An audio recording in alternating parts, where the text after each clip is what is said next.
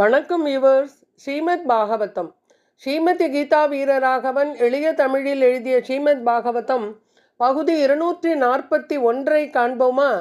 ராச நடனத்திற்காக பகவான் ஸ்ரீ கிருஷ்ணரும் கோபியரும் சந்தித்தல். கோபியர்கள் காத்யாயனி விரதம் இருந்த பொழுது, கோபியர்களின் ஆடைகளை திருடிய பொழுது, அவர்களுக்கு பகவான் ஸ்ரீ கிருஷ்ணர் செய்து கொடுத்த வாக்குறுதியினை நினைவு கூர்ந்து சரத்கால இரவில் லீலைகள் புரிந்து மகிழ வேண்டும் என்று விருப்பம் கொண்டார்.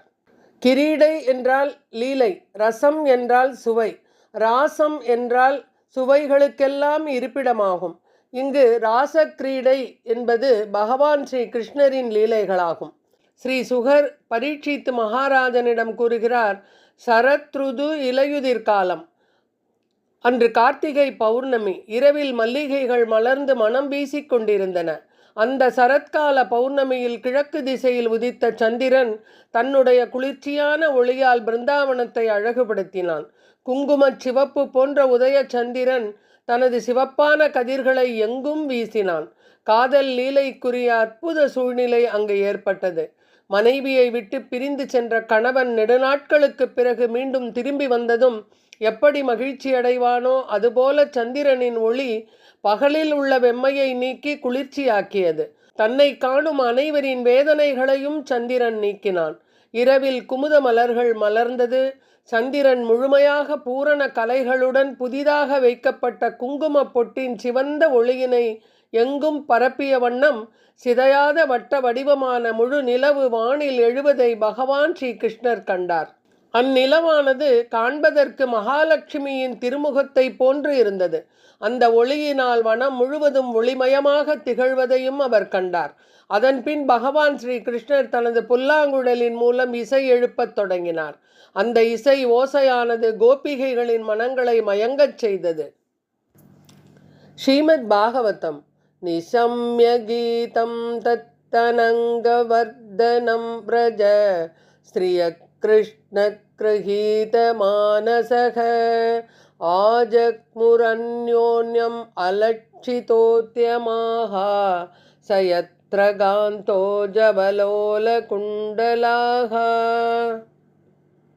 பகவான் ஸ்ரீ கிருஷ்ணரின் குழல் இசையை கேட்டவுடன் பிருந்தாவனத்தில் உள்ள இளம் பெண்களின் இதயங்களில் காதல் உணர்ச்சி பொங்கத் தொடங்கியது. அவர்களுடைய மனம் பகவான் ஸ்ரீ கிருஷ்ணரை நோக்கி வேகமாகச் சென்றது. ஒரு கோபிகை மற்றொரு கோபிகைக்கு தெரியாமல் ஒவ்வொரு கோபி பெண்ணும் ரகசியமாக ஒருவருக்கொருவர் சொல்லிக் கொள்ளாமல் பகவான் ஸ்ரீ கிருஷ்ணர் இருந்த இடத்தை நோக்கி தாமாகவே சென்றனர். அவர்கள் விரைந்து சென்றதின் காரணத்தினால் காதில் அணிந்திருந்த குண்டலங்கள் முன்னும் பின்னுமாக வேகமாக அசைந்தாடின. ஸ்ரீ கிருஷ்ணரின் குடல் ஓசையினை கேட்டபொழுது சில கோபியர் பசுக்களிடமிருந்து பால் கறந்து கொண்டிருந்தனர். அவர்கள் பால் கறந்து கொண்டிருப்பதை பாதியிலேயே விட்டுவிட்டு பகவானை காண ஓடினர். சிலர் அடுப்பில் வைத்திருந்த பாலை இறக்காமல் ஓடினர். சட்டியில் சுட்டு கொண்டிருந்த ரொட்டியை அப்படியே விட்டுவிட்டு சிலர் விரைந்து சென்றனர். கோபியர்களில் சிலர் ஆடை உடுத்தி கொண்டிருந்தனர். சிலர் தங்கள் குழந்தைகளுக்கு பால் கொடுத்து கொண்டிருந்தனர். சிலர் தமது கணவனுக்கு பணிவிடை செய்து கொண்டிருந்தனர்.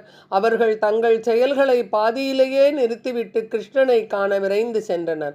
ஒரு சில கோபியர்கள் மாலை உணவு உட்கொண்டும் நீராடி கொண்டும் தங்களை அலங்கரித்து கொண்டும் கண்களில் மை தீட்டிக் கொண்டும் இருந்தனர்.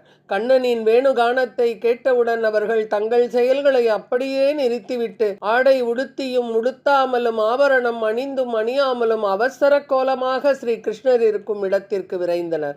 கோபியர்களின் கணவன்மார்களும் பெற்றோரும் உடன் பிறந்தவர்களும் பிற உறவினர்களும் அவர்களை தடுத்து நிறுத்த முயன்ற பொழுதிலும் பகவானின் குழல் இசையில் மனம் பறிகொடுத்தவர்கள் கிருஷ்ண உணர்வினோடு தங்களையும் மறந்து கிருஷ்ணர் இருக்கும் இடம் நாடிச் சென்றனர். வேறு சில காரணங்களினால் தமது இல்லங்களில் இருந்து வெளியே வர முடியாத சில கோபிகைகள் தங்கள் கண்களை மூடிக்கொண்டு பகவான் ஸ்ரீ கிருஷ்ணனையே தியானம் செய்தனர்.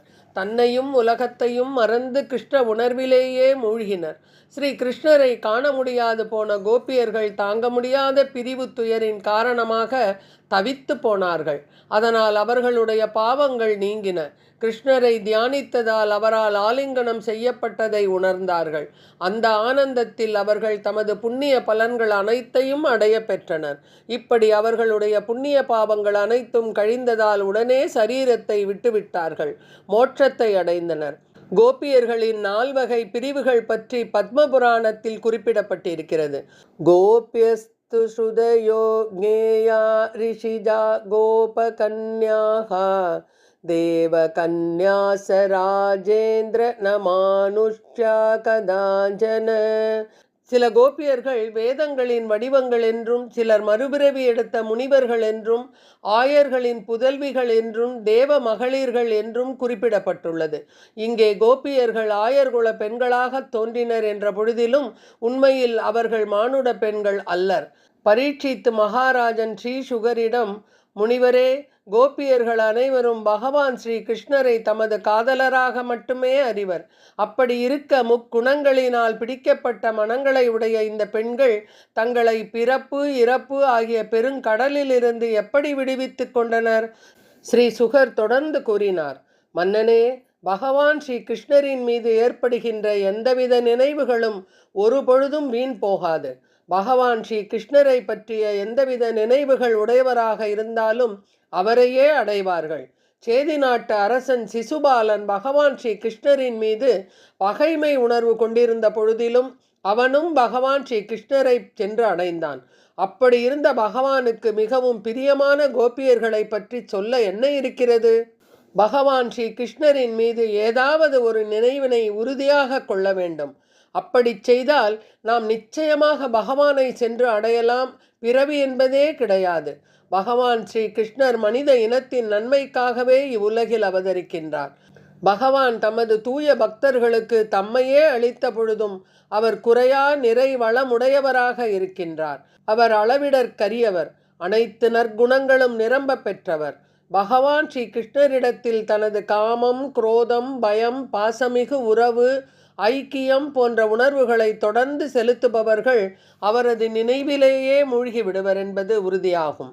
பகவான் ஸ்ரீ கிருஷ்ணர் சர்வேஸ்வரன் ஆவார். அவர் என்றும் நித்தியமானவராவார். சர்வேஸ்வரரும் சத்தியமானவரும் நித்தியமானவருமான பகவான் ஸ்ரீ கிருஷ்ணரின் மீது நமக்கு ஏற்படுகின்ற எந்தவிதமான நினைப்புகளும் அவரையே அடைகின்றன. பகவான் கிருஷ்ணரின் மீது கொண்ட அன்பினால் மரம், செடி, கொடிகள் கூட மோட்சம் பெறுகின்றன.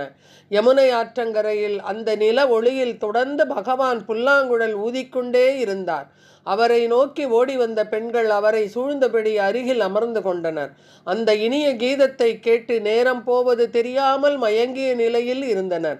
பகவான் ஸ்ரீ கிருஷ்ணனுடைய இனிய அழகிய தோற்றம் அவர்களை மேலும் மயக்கம் கொள்ளச் செய்வதாயிருந்தது. தொடர்ந்து அவருடைய அழகை பார்த்து கொண்டும் வேணுகானத்தை கேட்டுக்கொண்டும் இருந்தனர். திடீரென்று ஸ்ரீ கிருஷ்ணர் குழல் ஊதுவதை நிறுத்தினார். தன்னை சூழ்ந்திருக்கும் கோபியர்களை பார்த்து பேச ஆரம்பித்தார். பிருந்தாவனத்தை சேர்ந்த கோபியர்கள் வந்து சேர்ந்ததை கண்டு பகவான் ஸ்ரீ கிருஷ்ணர் மகிழ்ந்து அவர்களுக்கு வாழ்த்து கூறினார். பின்னர் கோபியர்களை நோக்கி பேசத் தொடங்கினார். பகவான் ஸ்ரீ கிருஷ்ணர் கோபியர்களிடம் என்ன கூறினார் என்பதனை ஸ்ரீமத் பாகவதம் பகுதி 242 காண்போமா? நன்றி, வணக்கம்.